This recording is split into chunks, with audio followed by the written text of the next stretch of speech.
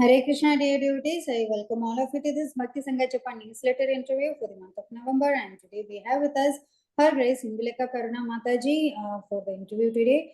And before moving on to the interview, I would like to give an introduction about Mataji. Her Grace Indulekha Karuna Mataji is a disciple of His Holiness Jayapataka Swami Maharaj. She was introduced to Krishna consciousness by her mother in 2000 due to the association of some devotees. She actively started practicing Krishna consciousness from 2015 and entered Bhakti Sanga in 2018. Got first and second initiation in 2021. Mataji conducts a Bhakti Vriksha program in Lincoln, Nebraska, where she cultivates a group of devotees. Besides that, she also teaches children in the nearby ISKCON center where Krishna consciousness kids classes are conducted. In Bhakti Sangha, Mataji has an array of services. Some of them are teaching. She teaches for Damodar kids and sometimes serves as a guest speaker for Govinda kids. And Mataji maintains the Bhakti Sangha website. Bhakti Sangha accounts, helps with maintaining the Zoom and live channel. She takes care of early morning Bhagavatam classes, live and notification and screening of verses on all weekdays. She makes beautiful artistic posters for the mid-morning sessions and also helps with all technical support. She is fondly known as the tech lady of Bhakti Sangha. Bhakti Sangha moved to Zoom because of her. She only serves as one of the speakers for the Bhagavad Gita outreach program on Bhakti Sangha for newcomers. She loves reading and researching on various scriptures. She is very gentle and patient devotee and is always open to more services. Hare Krishna, dear devotees. I once again welcome Mataji on all of your behalf for this Bhakti Sangha newsletter interview. Hare Krishna, Mataji. Please accept my humble obeisances. All glories to Srila Prabhupada. Thank you so much, Mataji, for giving us your valuable time and association. Vancha kalpatrupasya kripa sindhu pevacha patitanam pavanebhyo vaishnavebhyo namo namaha ananta koti vaishnavrinda ki jai Srila Prabhupada ki jai. Hare Krishna, Mataji. Vrinda ki jai, Srila Prabhupada ki jai, Srila Guru Maharaj ki jai. Hare Krishna, thank you so much, my dear Anita Mataji. I know how difficult it is for you to schedule each one of these sessions every month and do the newsletter. It is a very great effort, and we really thank you for continuing this for the last 3 years, Mataji. I have been extremely difficult with you, and my dandavats to you. I'm very sorry for that. Hare Krishna, Mataji. It's all because of all the Matajis from Bhakti Sangha that I'm getting motivated. Thank you so much to you and all the Matajis of Bhakti Sangha, Mataji. Hare Krishna. So, yes, Mataji, so we would like to hear from you how we were introduced in Krishna consciousness. Yes, we read in the introduction, but still we want to know from you. Hare Krishna. So, yes, Mataji, I should say my Vartama Pradakshak Guru definitely is my mother. She is the one who introduced everybody in our family to Krishna consciousness. So my mother was contacted by some Matajis, and this is way back when we were in Dubai during my childhood. And that time my mother was contacted by some Matajis, and that's how she got, she started joining Bhagavad Gita classes regularly. And I only got to be a very small part of it. So whatever I heard from my mother. Whatever I learned from my mother. So until then, we definitely used to pray, but we used to pray to everybody, right? So I always felt that things were never clear in my head as to who, we should really pray to. Oh, okay, if there is some obstacle, then we pray to Ganesha and that kind of stuff. So, and then we have family gods too. So it was quite confusing in my head. And this was back when I was in the 11th grade. And that time, my mother, she brought the Bhagavad Gita home, and she was like, this is Krishna, and he is the Supreme Personality of Godhead. Things that clouded just lifted from my mind, and then she taught us how to chant. She taught us how to read the Bhagavad Gita. So those were some things, initial introduction to Bhagavad Gita, introduction to Krishna consciousness, I should say. I never attended an ISKCON program while I was in Dubai. I was there for 2 years while they were practicing. After that, I came back to India. So and it was we all except for my father. My father stayed back. So my father continued to practice in Dubai. He had very great association. He used to host programs, and he had a small Gopalji over there. And he used to feed prasadam. So my father never knew how to cook before we went back to India. But then he learned cooking, and then he used to offer and give him every day a little bit of his favorite food was puttu and milk. So puttu is a Kerala dish and milk. So this is what my father used to offer. And then we came back to India. So when we came back to India, definitely things changed. We didn't have much associations there, but my mother used to go to all the temples regularly, listen to Bhagavatam whenever possible. So she got us also introduced to that culture. And we used to try to do what was possible, try to do some chanting. So, not connected to any organization at that time. And that was the initial days. So I always was eager to learn more from Srila Prabhupada and to read his books to understand what he is saying and to try and be in this path of Krishna consciousness. That was my desire.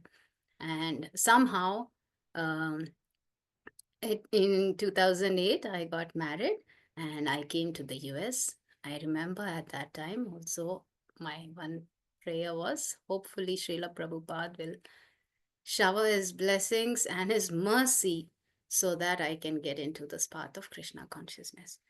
And that after I came here, of course, we are in our own world trying to make sure that I get a job and get started here because I was working in India and I couldn't get a job right away here. So that was the initial beginning. Um, After that, well, I had my son, Pranav, and again, I should say, I thank very grateful to him for again reintroducing ISKCON into my life. So bringing in Krishna consciousness back into my life. It was his Annaprasham ceremony, and at that time when we went to the temple, my parents were there as usual. Again, my mother was there, and we did the ceremony, and we were going to leave. But my mother is very curious, and all of a sudden when we were putting our shoes in the shoe room, there on the other side, she could hear japa going on. So she was like, somebody's chanting Hare Krishna. Let me go find out. And then she went, and in one of the inner rooms in the temple, there was this congregation. There was a meeting, over there where they gather for reading. I don't remember what they were reading at that time, but that was ISKCON of Nebraska. That's where I am. And the temple is 1 hour away from my home. So we didn't go that often. So this was in 2013. So they had a group and they were all chanting. And so she was like, oh, are you from ISKCON? And she started asking them questions. She got us connected to them. She, we exchanged numbers. But after that, not much contact. A few months later, or I think I should say within a year maybe, we came to know that there was a Damodar program and it was October. That's when my son is born. So I was like, okay, for my son's this birthday, we want to do Damodar program at home. We have no idea what Damodar program is or anything, but somebody had sent the message out.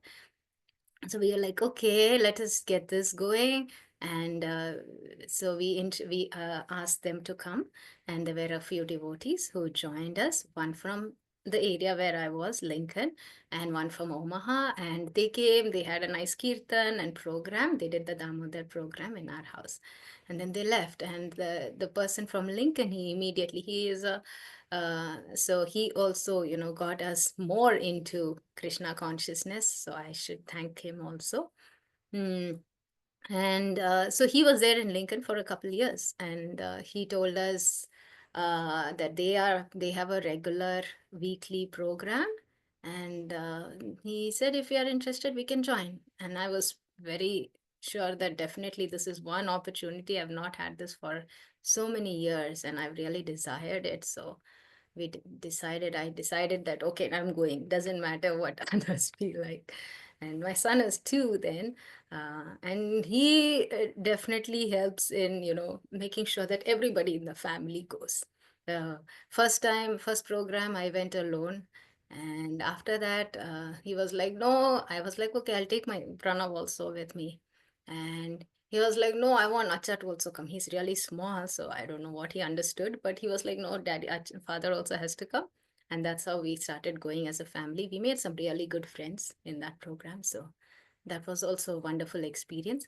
Still, it was not until 2018 when I got in touch with Bhakti Sanga that I started to understand the philosophy, understand how to practice Krishna consciousness completely, completely means make it a part of my life, right? So I have so much to thank Bhakti Sangha for. And in 2018, I should say, right? Okay, well, we'll get to that. I know that we'll get to that later. But this is my introduction. Sorry, it was too long. Haribol Mataji, it was very sweet, Mataji, to hear how the whole family came into Krishna consciousness, and thanks to your mother and Pranav also. So that was really very sweet, Mataji. And yes, you were saying your journey, and 2018 you came in contact with Bhakti Sangha. Who brought you in Bhakti Sangha, and how did you came in contact with us in Bhakti Sangha, Mataji? Yes. Again, devotees are very, very merciful. So, Grace Vinita Gandharvika Mataji is the one who first introduced me to Bhakti Sangha. So, very, very grateful to her. She is right here, right now. So, I'm very thankful that in the last 6 years, she has been a very great pillar of support and motivates all of us to do a little more than we can. Always put in that extra effort. So thank you so much, Mataji. Mataji introduced me to Bhakti Sangha, and she said this is a group that has everyday, classes. And I wasn't listening regularly right away. I just would join for 1 or 2 calls. Um, After that, there was a message in that group uh, that Preeti Vilasini Mataji had sent asking for volunteers. So I joined, and within a couple months, I was like, okay, yes, I am benefiting from this group. And there's so much I'm learning from this. And when she posted, she had a bunch of different services that we could do. And so I was interested. I sent back a message, and immediately Mataji called. Oh my God. That was a transformational point in my life. Uh, when I started talking to Mataji, I was like, oh my, this is just perfect. Krishna is so merciful. Yeah, I used to always be very sad that I don't have, right, enough association. I don't get to meet devotees. I was always feeling very bad about that. And she was so warm, she was so welcoming, she was ready to give me whatever services that I can do. And as you might know, I am not somebody who is capable of doing this kind of services that you all do up front. Do greeting, talk to the speaker, and talk to all the audience and address them very nicely. That's something that has always been something that I try to steer away from. And she made sure that there are enough services for people of all categories. So Mataji gave me some basic services in the beginning, told me, okay, let us see if we can go live. And this was way before Zoom. We were on a free conference call platform, and it had a different, it was structured a little differently. We did have recordings and all that. So yeah, anyway, we started live in a sense, as in YouTube videos would be available with the speaker, and we could see them, yeah, from free conference call also. Oh, Haribol. That was very sweet, Mataji. Yes, in Bhakti Sangha, each and everyone, according to their capacity, they do have. Means like we get the service. That's the special thing about Bhakti Sangha. And we know that you're working, right, Mataji? So early morning, early morning, you are the one who is taking care behind all the calls, right? So sharing the screen, everything. So then, how you manage your work and this service also? And if you have multiple commitments in that case, in maybe in your office meeting or something else, so then how you manage these things? Fortunately, the timing of the Srimad Bhagavatam classes is very ideal. Um, it is at 6:15 in the morning, so we'll just be 6:20 in the morning, my time. So we will just be getting started. School is not for another hour and a half, so I do have a little time to get things started. So I would be there on the call right away, sitting right in front until I'm done with screen sharing and everything. After that, I will take the laptop and go to the kitchen. That's what normally I end up doing. So, um, but it has given because of that service, and I have to thank her Grace Shamagauri Mataji for adding me on to that service in the morning. Uh, and she's been very kind because there have been times when it has been difficult for me to do it because of other commitments and work commitments. And she's been very kind to always come back. And when I say, okay, Mataji, now I'm ready, can I please get the service back? She'll be like, sure, go ahead, please take it anytime. So Mataji has been absolutely kind to keep me in that service for so long.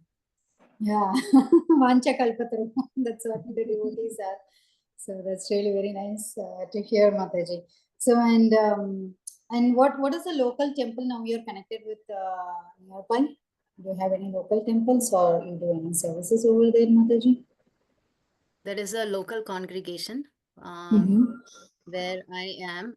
Previously, like till very recently, the city that I was in, there was no congregation also over there. There was for a short time.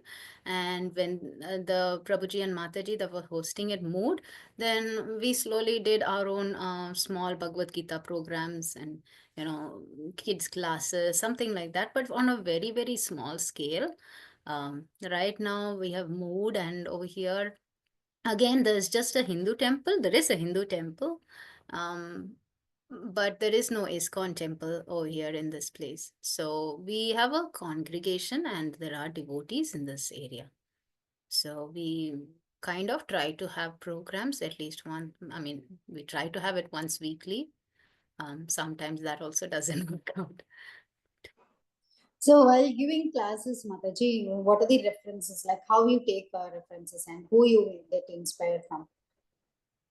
Mataji, definitely I do ask Preeti Vilasni Mataji. I would consult with her Grace Kirtita Sundari Mataji to understand a little more in depth. I have not given classes in a very long time, I should say, but preaching is definitely one way in which we can learn really, thoroughly, learn the subject matter.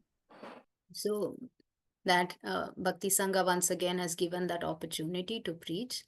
I have learned also how to read the Shastra, read Srila Prabhupada's books, uh, thanks to, I think it initially was started by Her Grace Lalitangi Mataji, Lalitangi Radha Mataji. So she had started a reading call. It was a long time back, and at that time we used to join that. I used to join that. It was later in the day, so it was in the afternoon sometime. So I used to try and join whenever possible, and that got me reading Srimad Bhagavatam also. And now we have a reading call that Her Grace Chinmay Vrajapriya Mataji has started. And I used to join that, but now unfortunately there are meetings and that time is not working out for me. So, mm, trying to start a reading call locally here. So that is happening in the evenings now. Wow, that's really very wonderful, Mataji. At midst of your work schedule and all, you're managing all the other schedules also. Means like I see that you're balancing the spiritual and material life. So both the things. So that's really very wonderful. And Mataji, while you're seeing so many devotees, like so, what do you think that the important quality that a devotee must have? Any important quality you feel that a devotee must have or develop? Mataji, first thing is we have to learn to. Or what is the quality you like in a devotee? Oh. There are so many qualities that I would like to learn from each devotee. There is so something that inspires me from each devotee. Yes, definitely. There's always something that we can learn from every one of them. Uh, Most of you said that I see a lot of devotees. Actually, I see them all virtually. So I see them for a short period of time, and then we go to our own worlds. So there are a few devotees that I am very well connected with, and that I really, I should say those are good friendships in this path. So that has helped me a lot.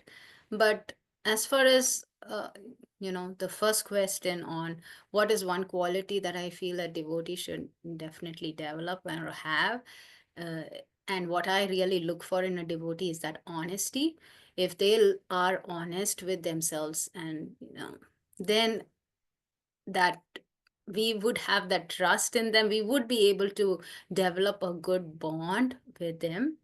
um, I do like it. I want to be a compassionate devotee, and that is one quality that I want to develop.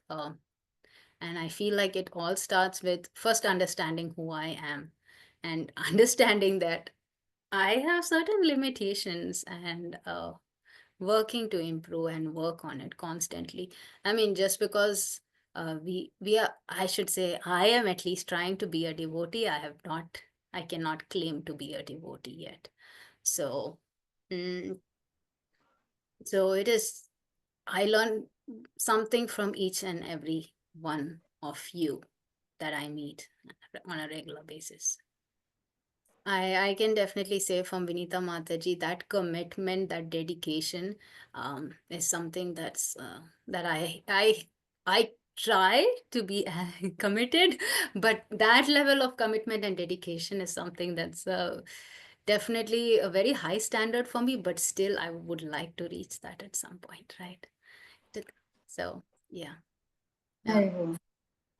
Thank you, Mataji.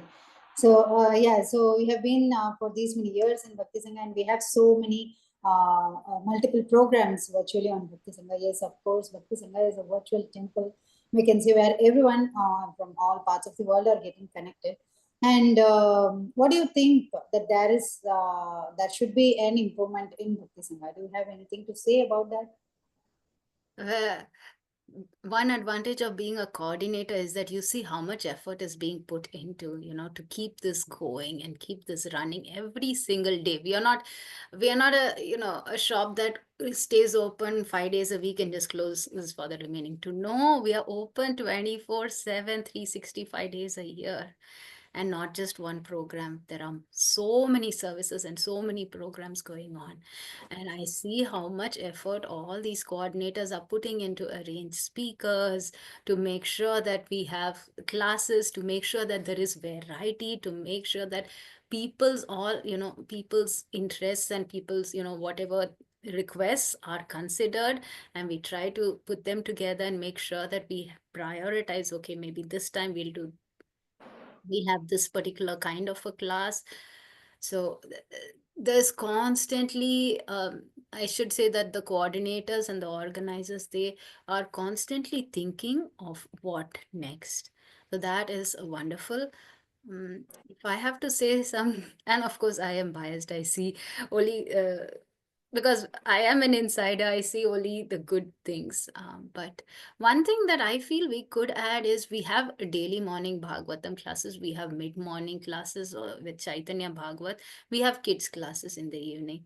Mm, there is so much content in our channel. I feel like if we could just have one small thought every single day, um probably like a short, or in YouTube, small thoughts like what we see in Guru Maharaj site and in many other speakers sites. If we could have that small thought, it's just an encapsulation of what we should do for this day. That would be nice. I hope I conveyed that properly. I don't know if Yes, Maharaj. So let's look forward for that section also to be included in our Bhakti Sangha. So thank you so much, Mataji, for giving us your valuable time and association. And that was really very sweet interview. And with this, we can end the interview here, Mataji.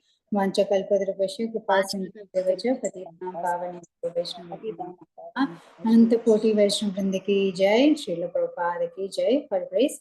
Indulekha Karuna Mataji. Great Vani Hare Ramanuja Ji ki Hare jai. Krishna Yes, Mataji. All glories to Srila right? Prabhupada and Thank you so Mataji. much, Thank you Mataji. so much, Mataji. Mhm. We can end the interview.